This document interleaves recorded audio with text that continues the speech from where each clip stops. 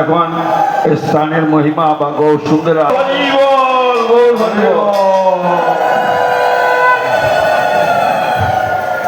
বন্দে অহং শ্রীগুরু শ্রীযুত পদকমলং শ্রীগুরুন বৈষ্ণবাংশ শ্রীরূপং সাগ্রজাতং সহগণ রঘুনাথান্বিতং তং সজীবং সাদ্বৈতং সাবধূতং পরিজন সহিতং কৃষ্ণ চৈতন্য দেবং শ্রী রাধা কৃষ্ণ পাদান সহগণ ললিতা শ্রী বিশাখান্বিতাং বাঞ্ছা কল্পতরুভ্যস্য কৃপা সিন্ধুভ্যেব চ পতিতানাং পাবনেভ্যো বৈষ্ণবেভ্যো নমঃ। পরমারাধ্যতম গৌড়ীয় গুরুবর্গের অহৈতুকী কৃপায় আমরা গৌড়ীয় মিশনের দ্বারা আয়োজিত নবদ্বীপ ধাম পরিক্রমণের শেষ লগ্নে আমরা ভক্তি সিদ্ধান্ত সরস্বতী গৌড়ীয় মঠ থেকে আমরা মায়াপুর যোগপীঠে এসে পৌঁছেছি। আমাদের ভাগ্য ভক্তিবিনোদ ঠাকুরের প্রিয় স্থান সানন্দ সুখদ কুঞ্জ ভক্তি সিদ্ধান্ত সরস্বতী মঠ রূপকুঞ্জের থেকে কীর্তনাক্ষ বদ্রুম দ্বীপ কীর্তন সহযোগে আমরা গুরুবর্গের ব্যবস্থাপিত পথে যোগপীঠে কাল মহাপ্রভুর জন্মতিথির মহোৎসব হবে। আমরা যৌতুক আমরা শিরা নিয়ে মাথায় করে আমরা কীর্তন সহযোগে আমরা এই মহাপ্রভুর জন্মভিটায় এসে পৌঁছেছি। আমাদের গুরুবর্গ কেমন কুশলী, কেমন তাদের সেবা পরিপাটি, কেমন তাদের ভক্তি পরিপাটি, কেমন তাদের কীর্তন পরিপাটি। আমরা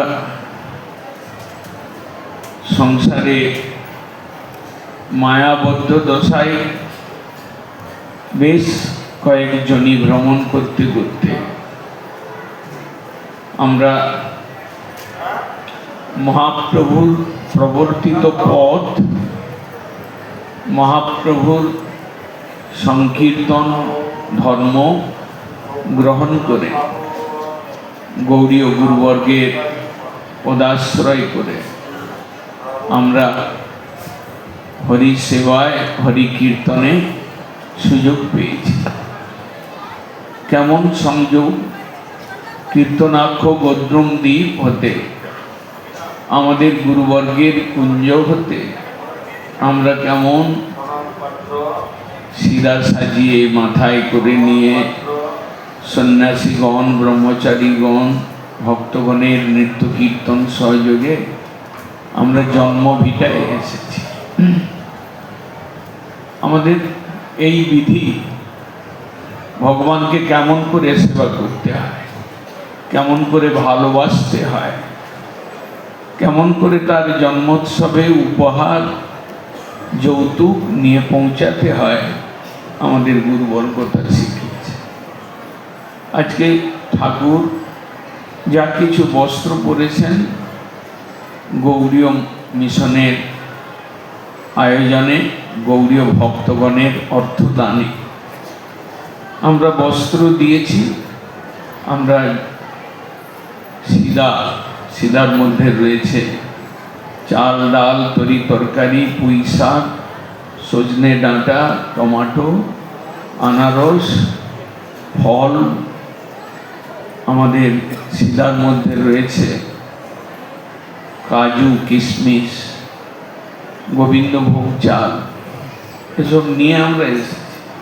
এটা আমাদের ব্যবস্থাপনা নয়, এটা আমরা যে ধারায় এসেছি সেই ধারায় প্রেমিক মহাজন তাদের প্রেম ডালি সাজিয়ে যে ব্যবস্থা করেছেন, সেই ডালি আমরা পরম্পরায় পুত্র, পৌত্র, প্রপুত্র রূপে আমরা আজকে গৌর সুন্দরের জন্মভিটায় অন্তর্দ্বীপ যোগপীঠ, অন্তর্দ্বীপ যেখানে অন্তরের কথা প্রকাশিত হয়েছিল। গৌর সুন্দর তিনি তার হৃদয়ের উদ্গার করেছিলেন ব্রহ্মার কাছে। ব্রহ্মা তিনি এসেছিলেন যমন হরিদাস রূপে, শিব ঠাকুর এসেছিলেন অদ্বৈত আচার্য রূপে, নারদ এসেছিলেন শ্রীবাস পণ্ডিত রূপে। ব্রহ্মা, শিব, নারদ আদি দেবতাগণ তারা মহাপ্রভুর পার্ষদ হয়ে এই স্থানে মহাপ্রভু অন্তরের কথা ব্রহ্মারূপ যমন হরিদাসের কাছে প্রকাশ করেছিলেন। তুমি নামাচার্য, আমি নাম প্রচার করব এসেছি। তুমি নাম প্রভুর আচার্য হয়ে তুমি আমার লীলায় কেমন করে তুমি আমাকে সাহায্য করবে। বললেন, আমি ছিলাম দাপর যুগে, আমি কালো কৃষ্ণ, আমি শ্যামবর্ণের কৃষ্ণ, আমি ত্রিভঙ্গ বঙ্কিম রূপে কৃষ্ণ, আমি বংশীধারী রূপে কৃষ্ণ ছিলাম।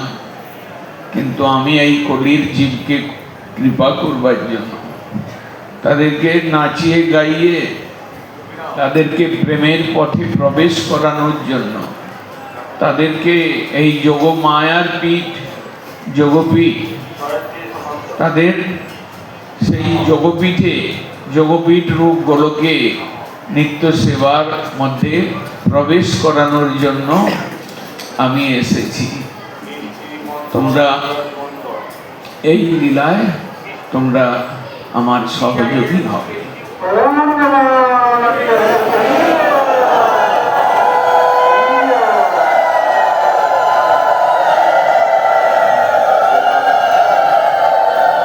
যদি ভাগ্য হয় আমরা গুরুবর্গের পাদ পদ্মের পেছনে পেছনে তাদের অভীষ্ট পূরণের ভাব নিয়ে, তাদের প্রদর্শিত, তাদের ব্যবস্থাপিত পথ ধরে যদি কোনো দিন এইভাবে সেই গোলকধাম, শ্বেতদ্বীপ, সেই যোগমায়ার পীঠ, সেই স্থানে আমরা প্রবেশ করতে পারি সেবার ভূমিকায়, এই একটা বড় আশা, একটা আমাদের বড় ভাগ্যের কথা যে আমরা আজকে সেই ধারার মধ্যে প্রবেশ করেছি। এখানে আমাদের আত্মসমর্পণের স্থান, এখানে আমাদের সব কিছু গৌর সুন্দরের চরণে অর্পণ করবার স্থান। এই সেই স্থান যেখানে মহাপ্রভু বাল্যকালে তিনি হামাগুড়ি দিয়ে, ধুলো কাদার মধ্যে দিয়ে অপূর্ব গৌরাঙ্গ মূর্তি, কর্দমাক্ত শরীর নিয়ে ভক্তগণের চিত্তকে আনন্দ দিয়েছেন। এই সেই স্থান যেখানে সর্পের উপরে আসন করে নিমাই বসেছিলেন সচিমা এবং অন্যান্য মহিলারা, তারা হায় হায় করে মহাপ্রভুকে বাঁচাবার জন্য প্রয়াস করেছিলেন। এই সেই স্থান যেখানে মহাপ্রভু মাতাকে গঙ্গা পূজার ফুল চন্দন চেয়েছিলেন। কোনোদিন একদিন দেরি হওয়ার জন্য তিনি রুদ্রমূর্তি ধারণ করে শচী মায়ের ঘরের সব দ্রব্য ভেঙে চুরে ক্রোধ লীলায় তিনি একদম প্রকাশ করে সব কিছু লণ্ডভণ্ড করে দিয়েছিলেন। এই সেই স্থান যেখানে ব্রহ্মাদি দেবতাগণ তারা মহাপ্রভুর সেই বিলাস কীর্তন বিলাস দেখবার জন্য নীতি নীতি আসতেন। এই সেই স্থান যে স্থানে জগন্নাথ দাস বাবাজি মহারাজ গৌর সুন্দর লক্ষ্মী বিষ্ণুপ্রিয়াকে বসিয়েছিলেন। তার ইচ্ছা হয়েছিল যোগপীঠ, এটা মহামায়া নয়, এটা যোগমায়ার পীঠ। এখানে পঞ্চতত্ত্ব গৌর এবং তার শক্তিদ্বয় এবং রাধা গোবিন্দ মহাপ্রভু জগন্নাথ দাস বাবাজি যিনি এই স্থান আবিষ্কার করেছিলেন। গৌর আবির্ভাব ভূমে স্তং নির্দিষ্টা, জগন্নাথ বাবাজির দ্বারা এই স্থানটি নির্দেশিত হয়েছে যে মহাপ্রভুর জন্মভিটা। তার ইচ্ছায় এই সকল বিগ্রহ প্রকাশিত হয়েছে। তার ইচ্ছায় মহাপ্রভু এই স্থানে শচী মা কোলে খোকা ঠাকুর রূপে বসেছেন, জগন্নাথ মিশ্র তার ডাইনে বসেছেন, ভক্তি বিনোদ ঠাকুর, প্রভুপাদ, যারা আমাদের ঈশ্বর, যারা কলিহত জীবের ভাব বুঝে, তাদের অযোগ্যতা বুঝে তাদেরকে গোলকের পথের পথিক করবার জন্য এই সকল ব্যবস্থা দিয়েছেন।